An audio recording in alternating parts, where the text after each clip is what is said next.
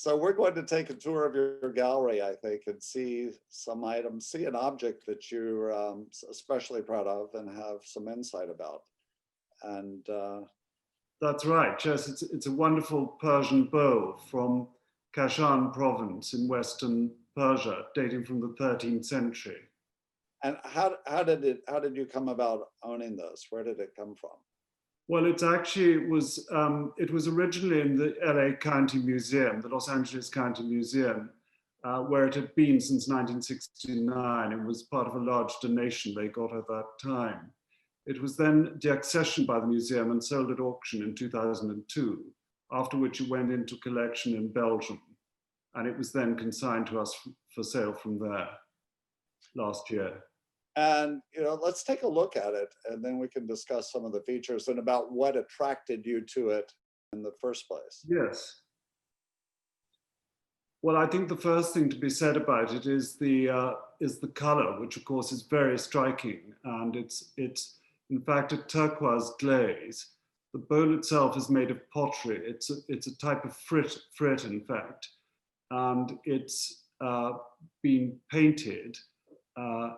As you can see, in black motifs with a touch of cobalt as well, this dynamic rayed design and flanked by these split palmettes and waterweed motifs. And what is the calligraphy?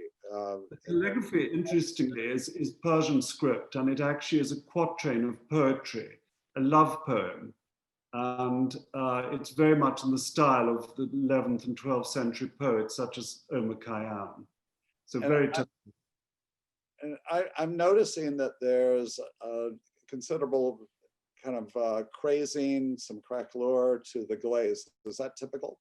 Yes, it's very typical. I mean, this bow would have been buried and probably excavated in the 1920s or 30s in Persia, when such excavations were sanctioned by the government. And the iridescence is part of that proof. Very much so. That is, that's caused by the reaction of the chemicals in the ground with the surface of the pottery. And although it's been cleaned, that hasn't been completely cleaned off, and is very attractive and part of its appeal. And what makes this so exceptional from your perspective as an expert? Well, I think, firing these pots is very difficult to get it absolutely technically perfect. And as you can see, these waterweed motifs, for instance, on the inside and outside, have been very carefully painted, and none of them has, in any way, not fired properly. You can see the cobalt has perhaps slightly. Yeah, the quality seems to me to be extraordinary, and it's typical that. Is it typical that these are damaged or? Yes, I mean, this bowl has been broken in quite a few pieces, but the difference is that it's almost complete. There really are just sort of linear joins. And I think what's extraordinary is the thinness of the potting. All these pots were, of course, copying Chinese prototypes that had entered Iran as early as the 9th century.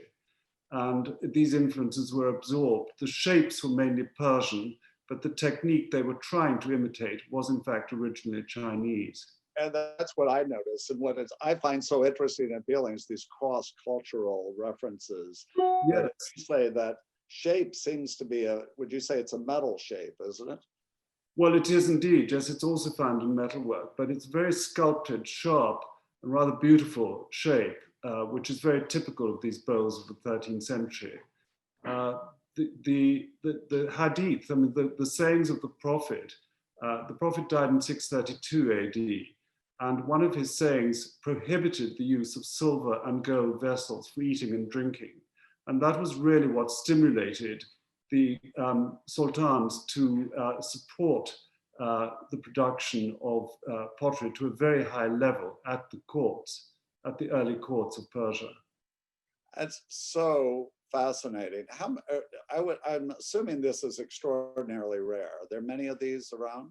Well, the point is that actually, to answer your question honestly, there are many thousands of surviving pottery bowls from Iran. As I say, in the course of the 20th century, until about 1979, official excavations were sanctioned by the government and in fact given to select dealers who were then able to market them internationally. So there are very many bowls, but very, very few of them have this level of the thinness, firstly, and also just the technical perfection and the fact that none of the underglaze decoration has run. And this is very difficult to achieve, as you can see, both in the calligraphy and this waterweed decoration, which was so popular in pottery of this type at that time. And Brendan, where could people see other examples in public institutions in the UK or in America? Well, I think you'll find that most fairly large museums do have collections of Islamic pottery, not always on view, but certainly the Metropolitan in New York, the Los Angeles County Museum, the Asian Art Museum in San Francisco, and most of the major other museums of the large cities of the States. And in Europe, you'll see it in London at the V&A mainly, Victorian Albert Museum, and at the Louvre in Paris, as well as other European capitals, most of whom do have collections. And of course, we can see it with you in Yes, London, but indeed. also with Asia Week. Yes.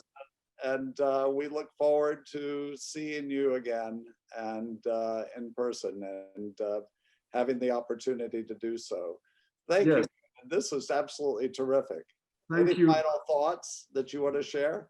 No, I think it's just an exceptional piece. And well, one last thing, which is quite interesting, the technique with which this bowl was made was in fact really rediscovering an ancient Egyptian technique, which had been known. If you think of the faience objects that were made in ancient Egypt, it actually was a rediscovery of that technique.